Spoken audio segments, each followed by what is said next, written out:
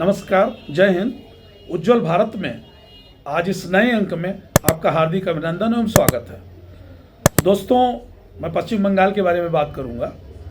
पश्चिम बंगाल में अभी हाल में ईडी ने पीएससी में छापेमारी की, जो कि इंडियन पॉलिटेक्निकल एक्शन कमेटी प्रतीक जैन जी का है, जो सर्वे करते हैं, उनकी कमेटी है, उनका ऑफिस है। वहाँ पर छापेमारी ईडी के द्वारा की गई।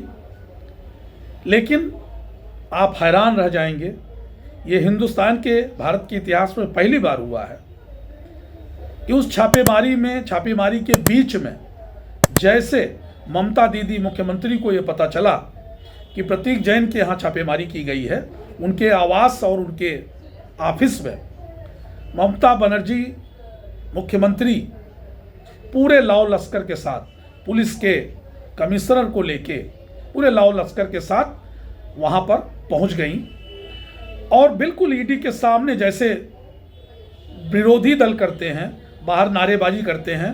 मैं तो ये कहूँगा कि विरोधी भी इस तरह की हरकत नहीं करते। एक सीट पर बैठा हुआ मुख्यमंत्री खुद पुलिस वालों को लेके, अपने प्रदेश के पुलिस वालों को लेके ईडी के विरोध में, जो सेंट्रल एजेंसी है उसके विरोध में जाके खड़ी हो गई। और खड़ी ही नहीं हो गई, आमने सामने जाकर उनसे जो उन्होंने फाइल और मोबाइल जब्त किया था उसको एक तरीके से छीन लिया गया, या कहिए पुलिस से छिनवा लिया गया और अपने कब्जे में कर लिया। ऐसा नेचुरल है। केंद्रीय एजेंसी भी हतप्रभ रह गई होंगी, हैरान रह गई। एक प्रदेश का मुख्यमंत्री खुद आके पुलिस वालों के साथ धमकाने के अंदाज से एक आके फाइल, जो कि बहुत ज़रूरी होती है छापेमारी के दौरान, वो सब रिकॉर्ड में रखना पड़ता है, उसको छीन ले जाना या ज़बरदस्ती ले लेना, ये अपने आप में एक बहुत हैरान करने की बात थी। और ईडी भी हैरान रह गई। उन्होंने कोई बिना विरोध किए उस फाइल को और उस मोबाइल को, डाटा जिसमें सेव था, उसको मुख्यमंत्री ममता बनर्जी को उन्होंने दे दिया। आप ध्यान दें, इस तरह की हरकत शायद संविधान के हिसाब से तो सही है ही नहीं, लेकिन सामाजिक ताने बाने की, जो देश के सामाजिक ताना बाना है, उसके हिसाब से भी सही नहीं है। लेकिन कहा जाता है ममता दीदी के जो मन में आता है वो करती हैं। और मैंने पिछले एपिसोड में कहा था कि पश्चिम बंगाल ऐसा लग रहा है जैसे इस देश का हिस्सा ही नहीं है। जो वहाँ काम होता है अलग थलग होता है। अभी एसआईआर हो रहा है, उसमें तमाम तरह की रुकावटें ममता दीदी और उनकी सरकार डाल रही है, पुलिस वाले डाल रहे हैं, टीएमसी के नेता लोग डाल रहे हैं, लगातार विरोध कर रहे हैं। कई प्रदेशों में चल रहा है, लेकिन वहाँ पे कहीं कोई ऐसा विरोध नहीं है। वहाँ सिर्फ पश्चिम बंगाल में ये परेशानी है।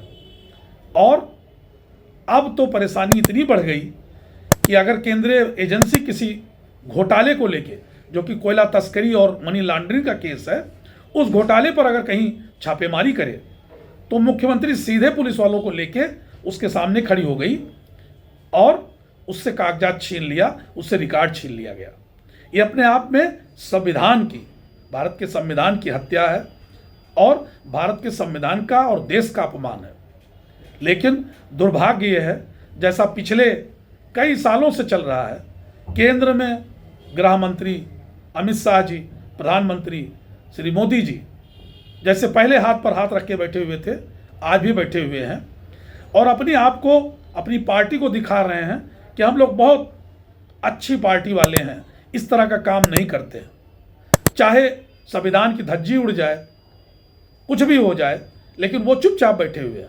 ना उन्होंने कोई वक्तव्य दिया, ना गृह मंत्री जी ने कोई वक्तव्य दिया, जबकि इतना बड़ा फेलियर संविधान का किया जा रहा है, एक मुख्यमंत्री के द्वारा अपमान किया जा रहा है। इस पर तुरंत रिएक्शन, एक्शन की बात होनी चाहिए थी, लेकिन कोई ऐसा, एक लोकल वही भारतीय जनता पार्टी के नेता विरोध करके रह जा रहे हैं और इस पर कोई कार्रवाई नहीं हुई। और ईडी के द्वारा परेशान होकर हाईकोर्ट में अपील की गई, तो ममता दीदी हाईकोर्ट में भी चली गई और 9 जनवरी को जो हाईकोर्ट की सुनवाई थी, वहाँ इतने कार्यकर्ताओं को बुला लिया गया, विरोध करा गया कि हाईकोर्ट के जज ने भी सुनवाई से इनकार कर दिया। और उन्होंने कहा कि इतनी भीड़ में मैं सुनवाई नहीं कर पाऊंगी, और डेट 14 जनवरी को लगा दिया। उसके बाद भी संविधान के जो रखवाली करने वाली सेंट्रल गवर्नमेंट है, उसको हाथ पर हाथ रख के बैठी हुई है। इसके पहले अमित शाह जी, गृह मंत्री जी, ने पश्चिम बंगाल में जाके रोना रोया था, जो 10 साल से रो रहे हैं कि दीदी ममता दीदी जमीन नहीं दे रही हैं, इसकी वजह से फेसिंग का काम नहीं हो रहा है, और घुसपैठी है पश्चिम बंगाल में बांग्लादेश से चले आ रहे हैं। एक मजबूत गृह मंत्री, जिसको कहा जाता बहुत मजबूत गृह मंत्री, अगर ये रोना रोए कि मुझे जमीन नहीं दी जा रही, इसलिए वहां घुसपैठ हो जा रहा है और पूरे डेमोग्राफी बदली जा रही है और बदल दी गई है। ये भी मैंने पिछले एपिसोड में कहा था कि बांग्लादेशी वहाँ पे आते हैं और वहाँ पर जो बताया जाता है, वहाँ के रिपोर्टर के द्वारा, वहाँ के पेपरों के द्वारा, वहाँ के रिपोर्ट जो आ रही, उसके द्वारा जो बताया गया, वो ये बताया जाता है कि वहीं पर उनका आधार, वोटर कार्ड सब कुछ तैयार करके देश के अन्य हिस्सों में उनको भेज दिया जाता है। ये सब रिपोर्टों में है। अब कंप्लीट रिपोर्ट तो गृह मंत्रालय के पास होती है और होनी भी चाहिए। उसके बाद भी अगर गृह मंत्री रो रहा है और कह रहा है कि मुझे फेसिंग करने नहीं दिया जा रहा है, और अब हद हो गया कि सेंट्रल एजेंसी, जो किसी प्रदेश के मुख्यमंत्री की हिम्मत नहीं थी उसके सामने खड़े होकर उसके साथ विरोध करके उसके रिकॉर्ड को छीना झपटी करके छीन लिया जाए, और सेंट्रल एजेंसी असहाय सेंट्रल गवर्नमेंट को देख रही है और सेंट्रल गवर्नमेंट चुपचाप बैठी हुई है। गृह मंत्री अमित शाह जी भी बैठे हुए हैं और प्रधानमंत्री मोदी जी भी बैठे हुए हैं। उनका रोना होगा, वो कहेंगे यही कि 3 महीने बाद चुनाव होने वाला है, तो सरकार उनकी बनेगी, तो ये गवर्नमेंट गिराने से कोई फायदा नहीं। अरे उनकी सरकार बने या ना बने, वो प्रदेशी देश से चला जाएगा, उसके बाद सरकार किस काम की होगी। अगर वो बन भी जाए तब भी कोई दिक्कत नहीं। उन्होंने संविधान की हत्या की है, उस पर तत्काल धारा 356 लगा के उस प्रदेश की सत्ता को भंग करना चाहिए और 1 साल तक उसकी सफाई करनी चाहिए। जो आप आरोप लगाते हो कि वहाँ पर बांग्लादेशी आके बस गए हैं, डेमोग्राफी चेंज कर दिए हैं, जब तक सत्ता आपके हाथ में नहीं आएगी तब तक ये सब हो नहीं सकता। और ये पार्टी विशेष की बात नहीं है, देश की सुरक्षा की बात है। कांग्रेस का स्थानीय नेता भी यही बात कर रहे हैं, सीपीएम के नेता भी यही बात कर रहे हैं कि ममता बनर्जी ने हद पार कर दी है और इस पर तुरंत सेंट्रल गवर्नमेंट को राष्ट्रपति शासन लगाना चाहिए। लेकिन हमारे गृह मंत्री और प्रधानमंत्री जी चुपचाप बैठे हुए हैं और इस पर कुछ कर नहीं रहे। अगर यही हाल रहा और 3 महीने बाद फिर ममता बनर्जी जीत गई तो शायद अभी अतिशयोक्त होगी, लेकिन वो प्रदेशी हाथ से भारत के चला जाएगा, ऐसा लग रहा है, अगर ये लोग ऐसे हाथ पे हाथ रख के बैठे रहे। इस पर तमाम सभी पार्टियों को सोचना चाहिए। ये पार्टी विशेष की बात नहीं है, ये भारतीय जनता पार्टी, कांग्रेस, टीएमसी की बात नहीं है।